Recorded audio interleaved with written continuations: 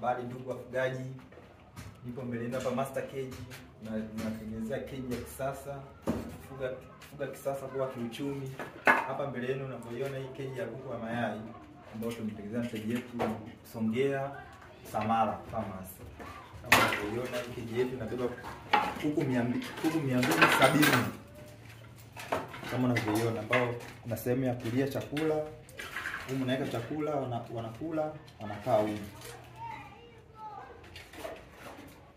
Huu ndio mlango. Fungua hivi, unaingiza hapa kuku.